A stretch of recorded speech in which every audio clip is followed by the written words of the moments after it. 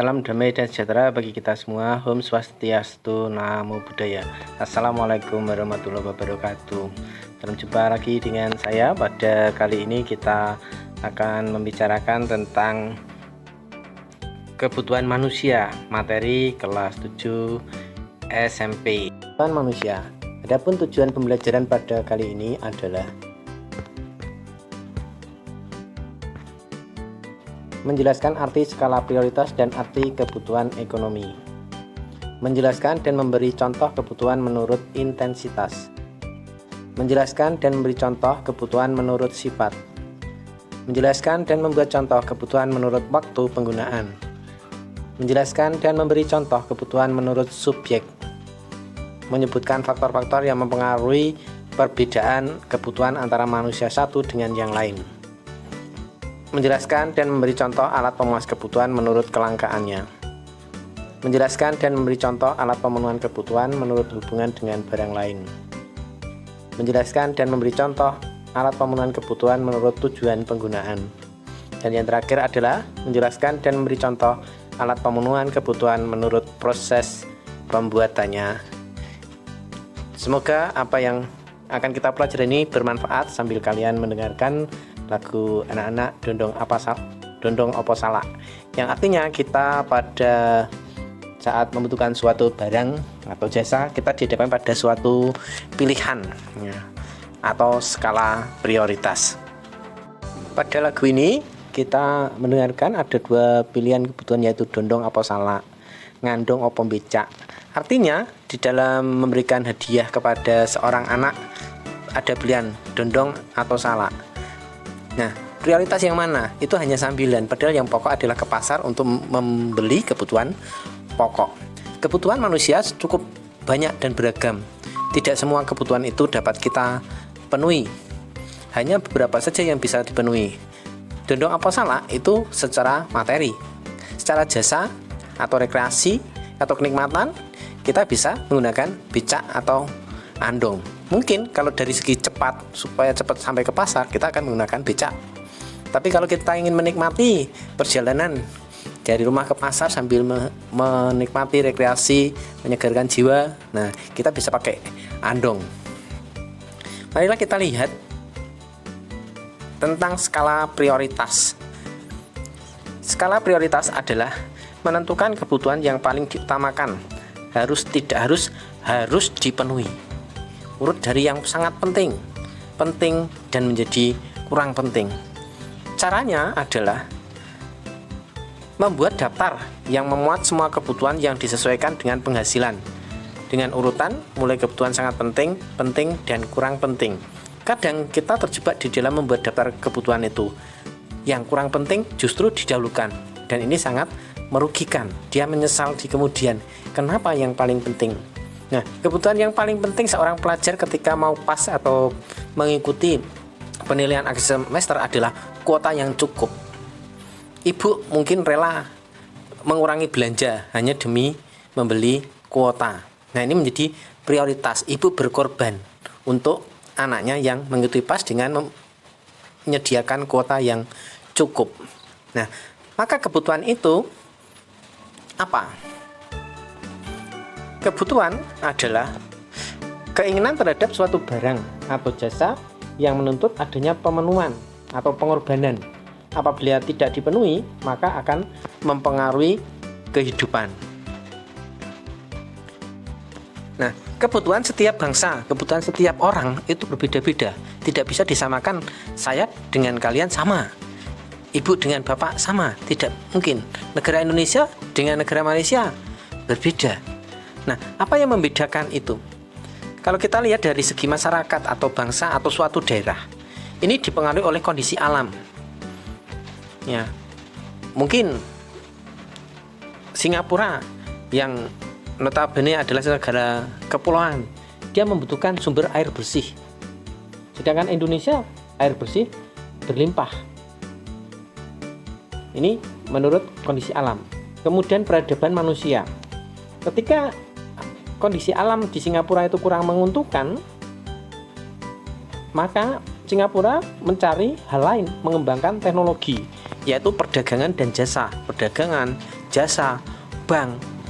Ya, ini yang dikembangkan. Kenapa? Karena itu yang bisa dilakukan. Berbeda Indonesia yang sumber daya alamnya berlimpah. Nah, faktor kebutuhan lain juga dipengaruhi oleh agama serta adat istiadat. Adat istiadat yang berbeda, kebutuhannya berbeda. Mungkin kita lihat masyarakat Bali dengan adatnya yang begitu kuat. Kebutuhan adat itu begitu penting. Setiap hari mereka harus melakukan upacara. Tetapi bagi masyarakat di Jawa, adat istiadat ini tetap dilakukan, tetapi tidak setiap hari.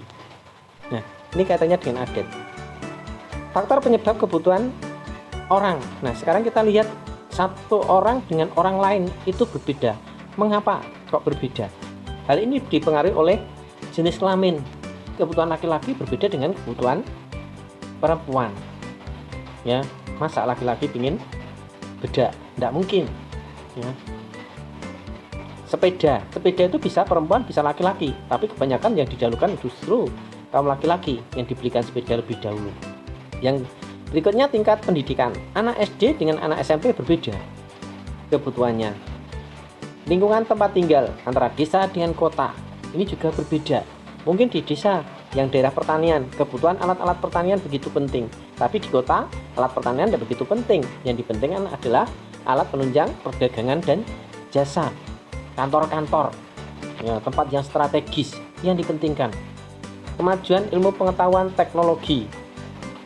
Kemajuan ini kadang menandakan status seseorang. Contoh saja misalnya kalian membutuhkan HP. Ketika sudah punya HP, kalian ingin yang lebih tinggi lagi, lebih berkualitas lagi, yang lebih cepat lagi. Dan itu tidak ada batasnya untuk mengejar ketertinggalan teknologi. Tingkat pendapatan ini juga berpengaruh terhadap kebutuhan. Dengan pendapatan yang banyak, dia bisa membeli fasilitas apa saja, barang dan jasa yang berkualitas, lebih bagus, lebih banyak, dan sebagainya. Bagaimana yang tingkat pendapatannya sedikit? Mereka terbatas pada kebutuhan-kebutuhan yang harus dipenuhi. Status sosial ini berpengaruh terhadap kebutuhan. Tidak mungkin seorang yang status sosialnya tinggi rela untuk mungkin belanja di tempat-tempat yang tradisional. Ya ada sih, tapi tidak begitu banyak. Kenapa? Gengsi, harga diri, dan sebagainya.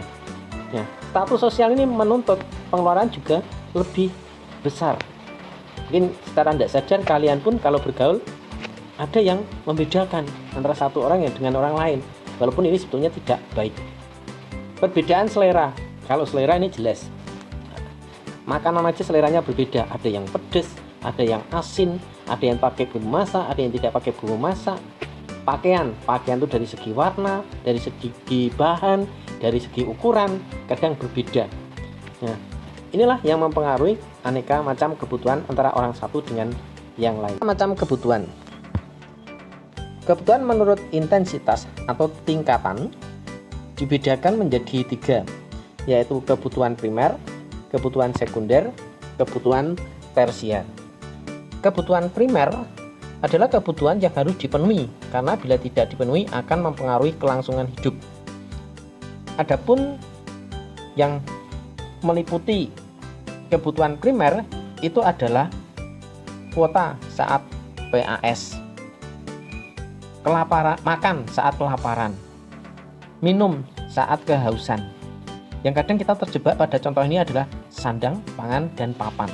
Intinya adalah kebutuhan primer adalah kebutuhan yang harus dipenuhi. Kalau tidak akan mempengaruhi kelangsungan hidup.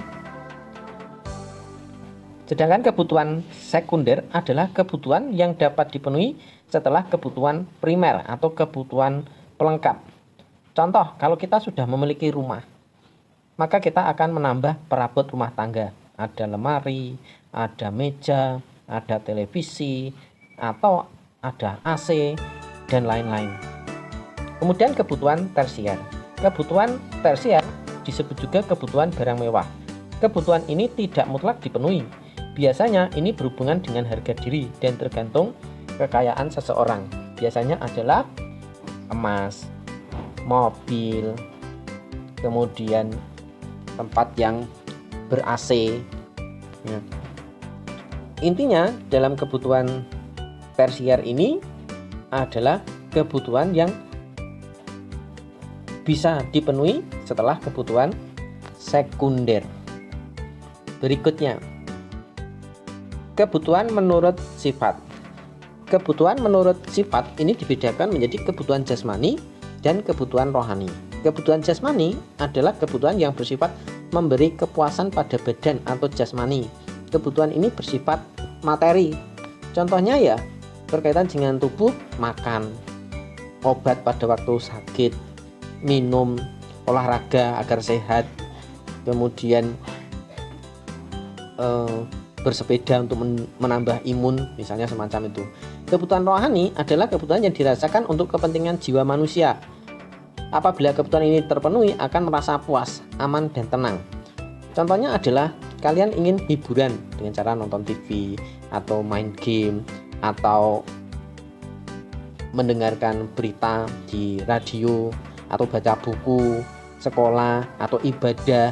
Ini semua adalah kebutuhan-kebutuhan rohani. Kebutuhan menurut subjek. Kebutuhan menurut subjek dibedakan menjadi kebutuhan individu dan kebutuhan kelompok. Ketika kita membeli kaos itu akan dirasakan begini, itu kaos untuk kelompok atau kaos untuk pribadi. Kalau kaos untuk kelompok harusnya seragam. Kalau kaos untuk pribadi ya selera kita. Maka kita melihat bahwa kebutuhan individu adalah kebutuhan yang berhubungan langsung dengan perorangan. Kebutuhan ini dirasakan oleh diri pribadi seseorang dan pemenuhannya dilakukan secara individu. Berbeda dengan kebutuhan kelompok atau kolektif, di mana kebutuhan itu dirasakan oleh sekelompok orang secara bersama-sama dan pemenuhannya juga dilakukan secara bersama-sama. Contoh ya, selain kaos, seragam, misalnya jalan, jembatan, sekolah, pasar, lapangan, kantor pemerintahan yang hubungannya dengan pelayanan-pelayanan masyarakat atau kelompok-kelompok yang profesinya sama atau punya hobi yang sama. Contohnya kalian mungkin punya kelompok sepak bola. Maka yang dibutuhkan apa itu? Bola. Bola di situ adalah kebutuhan kelompok, bukan kebutuhan individu. Seragam. Tapi kalau kalian beli sepatu untuk main sepak bola itu kebutuhan pribadi. Berbeda lagi kalau sepatunya harus seragam, maka itu kebutuhan kelompok. Kebutuhan menurut waktu penggunaan. Menurut waktu penggunaan, kebutuhan itu dibedakan menjadi kebutuhan sekarang dan kebutuhan yang akan datang, kebutuhan tidak terduga, dan kebutuhan yang terjadi sepanjang waktu. Kebutuhan sekarang adalah kebutuhan yang harus segera dipenuhi pada saat dibutuhkan. Ini hampir sama dengan kebutuhan primer, kebutuhan yang harus tidak harus dipenuhi. Pokoknya sekarang sangat dibutuhkan. Makanan saat kelaparan, minuman saat kehausan, obat saat orang sakit, ke rumah sakit untuk saudara kita yang sakit, yang sifatnya adalah segera. Kalau tidak dilayani atau tidak dipenuhi, ini tidak baik terhadap kelangsungan hidupnya. Sedangkan kebutuhan masa yang akan datang adalah kebutuhan manusia yang pemenuhannya dapat ditangguhkan atau ditunda pada masa yang akan datang, besok, nanti, atau lain hari. Pemenuhan kebutuhan ini dapat dipersiapkan dari sekarang. Contohnya adalah menabung, menyisihkan uang. Itu menjadi contoh kebutuhan yang masa yang akan datang. Contoh kalian lagi adalah ya belajar. Yang saat sekolah inilah adalah kebutuhan yang untuk masa yang akan datang. Kalau kalian tidak belajar sekarang, besok akan menyesal. Tuh. Ya, ini melengkapi. Kebutuhan menurut waktu penggunaan selain kebutuhan sekarang, kebutuhan yang akan datang, ada kebutuhan lagi yaitu kebutuhan tidak terduga. Nah, kebutuhan tidak terduga itu adalah kebutuhan yang tidak bisa diperkirakan. Contohnya adalah terjadi kecelakaan, maka dia harus segera membawa korban itu untuk diperiksakan ke dokter jika itu darurat. Apakah itu bisa diperkirakan? Tidak bisa diperkirakan, dan kita juga tidak menginginkan, tapi itu terjadi. Maka itu kebutuhan yang tidak terduga. Ada kebutuhan tidak terduga lagi, misalnya tiba-tiba harus ada iuran di kampung untuk menengok orang sakit, ya sudah ada persiapan untuk uang sosial sudah ada. Tetapi ketika mungkin sudah diperkirakan 2, 3 atau 4, ternyata ini cukup banyak yang sakit, maka ini termasuk kebutuhan yang tidak terduga. Nah, hal yang tidak terduga ini maka orang harus siap dengan cadangan. Ya, maka uang tabungan kadang menjadi jalan untuk menutup itu semua. Kemudian kebutuhan yang terjadi sepanjang waktu. Kebutuhan yang terjadi sepanjang waktu itu adalah kebutuhan sehari-hari, makan, minum. Kemudian kalau kalian sekolah itu adalah ongkos ke sekolah, uang saku, kemudian uang transportasi, kemudian uang listrik, uang cicilan sepeda motor, mobil, uang cicilan HP, dan sebagainya adalah kebutuhan-kebutuhan yang terjadi sepanjang waktu selama dia itu punya katakanlah kontrak atau janji untuk bisa dipenuhi atau merupakan suatu kewajiban yang harus dipenuhi oleh seseorang. Demikian tentang macam-macam kebutuhan yang sudah kita bahas bersama. Kita tahu bahwa dalam memenuhi kebutuhan itu dibutuhkan yang namanya alat pemuas kebutuhan. Cukup banyak tentang alat pemenuhan kebutuhan. Menurut kelangkaannya, alat pemenuhan kebutuhan ini dibedakan menjadi barang ekonomis, barang bebas, dan barang elit. Barang ekonomis adalah semua barang yang keberadaannya terbatas, sehingga untuk memperolehnya perlu pengorbanan baik material maupun fisik. Contohnya adalah sepatu untuk sekolah, kemudian air bersih saat kekurangan air atau kekeringan, sawah yang membutuhkan air, maka petani kita rela mengeluarkan uang cukup banyak untuk membeli pompa air agar sawahnya terairi. Ya. Kemudian contoh yang lain bisa Anda cari sendiri. Barang bebas. Barang bebas adalah barang yang jumlahnya banyak sehingga untuk memperolehnya tidak perlu pengorbanan. Ada sinar matahari, ada udara, ada air, ada tanah, tapi berbeda dengan tanah di kota. Tanah di kota itu termasuk barang ekonomis karena sepetak tanah harganya mahal kalau di kota, maka tanah di kota itu termasuk barang ekonomis. Tapi kalau di desa itu bisa menjadi barang bebas karena tanah di desa pada umumnya petani itu memiliki tanah yang lumayan agak luas dibanding di kota. Kemudian barang elit. Barang elit itu barang yang kalau sedikit bermanfaat, tapi kalau jumlahnya banyak itu justru mengancam jiwa atau menimbulkan bencana. Contohnya apa?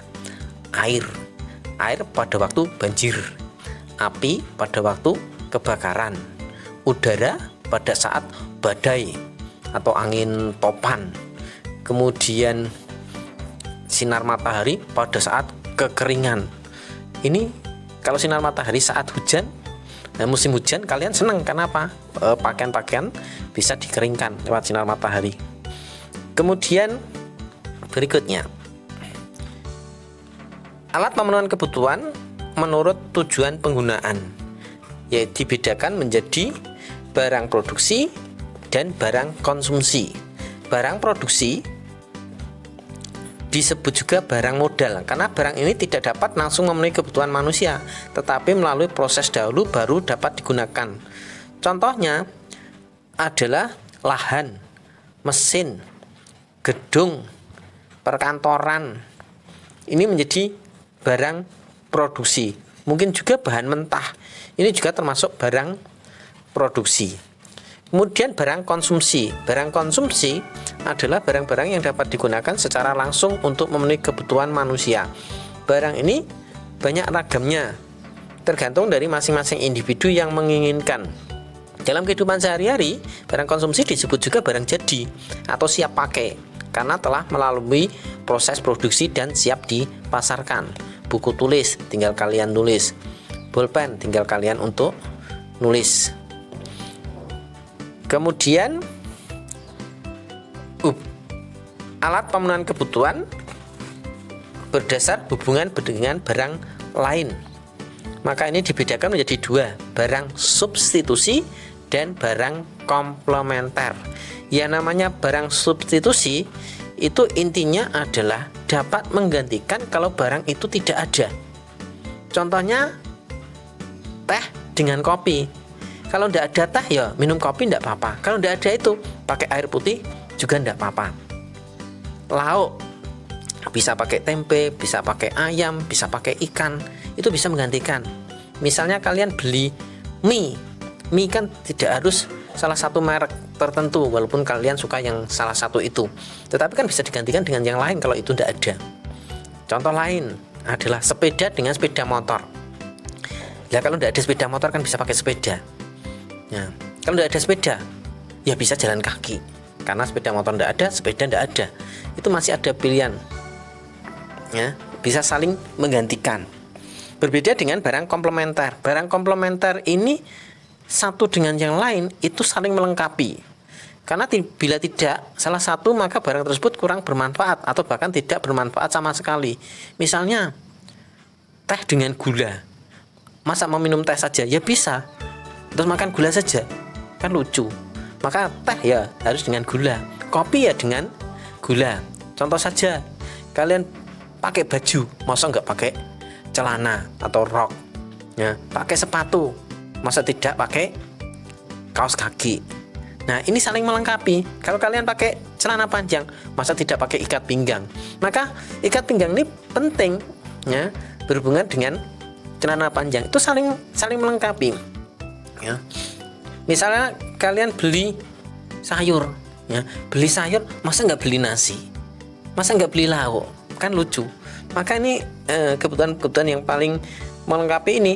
Mau masak, ya, kalau tidak ada gas atau minyak tanah, kalian mau pakai apa? Beli kompor? Ya tidak bisa kalau tidak ada gas, tidak ada minyak tanah. Nah, ini kan saling melengkapi. Sepeda motor tanpa bensin tidak bisa. Karena apa? Saling melengkapi itu tadi. Kemudian kebutuhan menurut sifatnya, ya. Kebutuhan menurut sifatnya dibedakan menjadi barang bergerak dan barang tidak bergerak. Ini maksudnya bagaimana? Barang bergerak itu contohnya barang itu bisa dipindahkan dari satu tempat ke tempat yang lain. Contohnya mobil, ya, itu sepeda motor, kemudian surat tanah itu bisa bergerak. Kemudian barang dan jasa yang bisa dimakan sehari-hari itu benda-benda bergerak.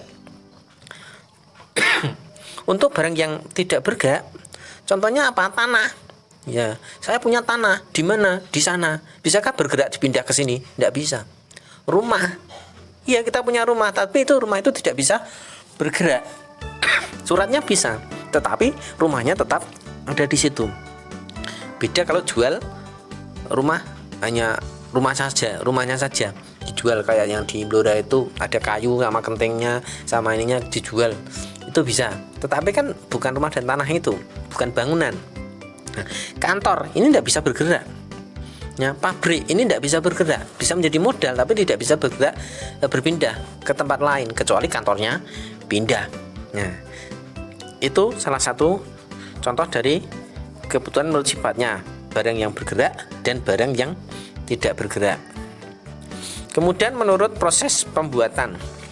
Menurut proses pembuatan, maka barang dibedakan menjadi barang mentah, barang jadi, dan barang setengah jadi. Barang mentah adalah barang yang belum dapat digunakan untuk memenuhi kebutuhan, tetapi harus melalui proses produksi terlebih dahulu. Contoh barang mentah adalah padi, belum bisa digunakan untuk memenuhi kebutuhan karena masih berupa barang mentah. Kapas, ya, hasil pertanian. Kayu, ya, terus kedelai, terus sayur itu bisa jadi barang mentah dan barang kebutuhan pokok. Kemudian barang setengah jadi. Barang setengah jadi yaitu barang atau alat pemuas kebutuhan yang masih dalam proses produksi. Contoh barang ini antara lain benang sebelum dibuat kain, tepung sebelum dibuat kue, karet lembaran setelah diolah dari tanaman karet. Ya. Kemudian apalagi? Tadi sudah tepung, karet, lembaran karet, terus kemudian kulit, ya, kulit sebelum menjadi sepatu dan tas, itu termasuk barang setengah jadi. Barang jadi adalah barang atau alat pemenuhi kebutuhan yang dapat digunakan untuk memenuhi kebutuhan. Barang itu antara lain sudah siap dikonsumsi, ada nasi, kue, alat tulis, tas, baju, celana, buku, dan pensil. Menurut wujudnya, barang dibedakan menjadi barang konkret dan barang abstrak. Contohnya apa? Barang konkret, barang yang bisa dipegang, diraba, ya, ditangkap pakai tangan. Nah, ini adalah bisa kelihatan, ya, wujudnya ada, bisa dilihat, diraba, dibedakan. Nah, menurut wujud barang abstrak, para sales yang menjual sepeda motor, menjual mobil, apa mungkin harus membawa mobil kepada konsumen? Yaitu kalau langsung laku, kalau tidak, ya, sudah bagaimana-mana. Maka di situ ada penawaran macam-macam mobil, macam-macam sepeda motor, macam-macam alat kosmetik, macam-macam bahan pakaian, ya, yang ditawarkan melalui brosur-brosur. Nah, itu termasuk barang abstrak, ya, termasuk barang abstrak yang tidak kelihatan tetapi bisa diperjualbelikan. Demikian yang bisa saya berikan. Semoga apa yang sudah saya sampaikan bermanfaat bagi kalian, jika kalian bisa mengatur kebutuhan-kebutuhan mana saja yang harus segera dipenuhi, kebutuhan yang sangat penting, dan kurang penting. Jangan terjebak pada kebutuhan-kebutuhan yang sifatnya kurang penting, justru didahulukan, karena itu akan mengganggu pendapatan, mengganggu dalam mengatur ekonomi, sehingga kelangkaan itu menimbulkan permasalahan dalam ekonomi. Maka pandai-pandailah untuk mengatur dalam pemenuhan kebutuhan. Terima kasih, sampai jumpa.